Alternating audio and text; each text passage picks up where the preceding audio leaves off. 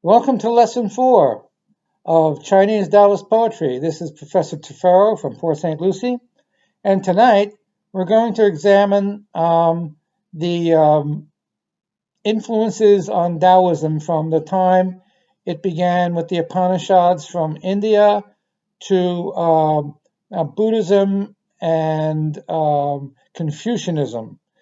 These are the three major influences on Taoism.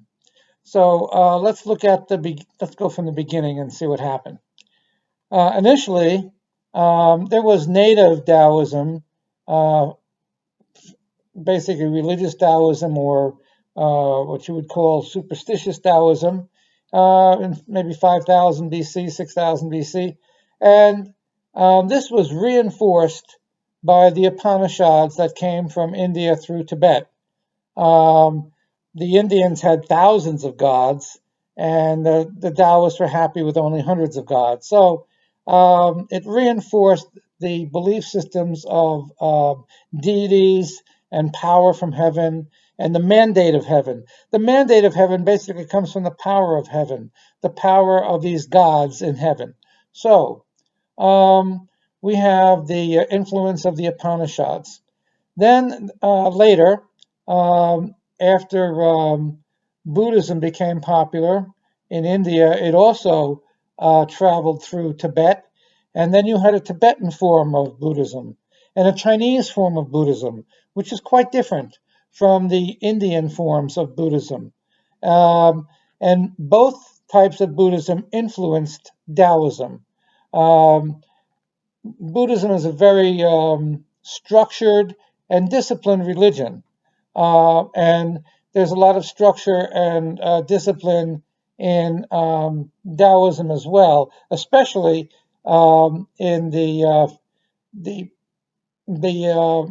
methods that Chinese people do with families and traditions. There's a great deal of tradition in ancient Chinese Taoism. So we can thank the influx of Buddhism for a lot of the influences on modern Taoism. But the final and the biggest influence of all three of these, would be Confucianism, which reared its head approximately in 500 BC. And once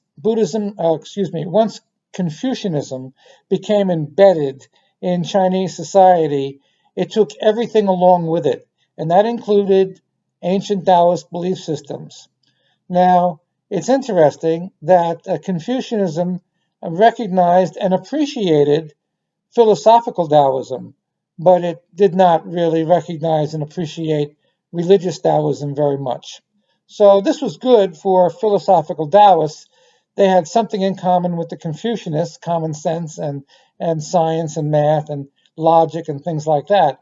But it was not good for the religious Taoists, who were looked upon by the Confucianists as just superstitious fools who were, just running around doing silly things. So the bottom line is that Confucianism basically preferred philosophical Taoism to religious Taoism, and as a result, religious Taoism was on the way out in China pretty much during the Han Dynasty and every dynasty thereafter.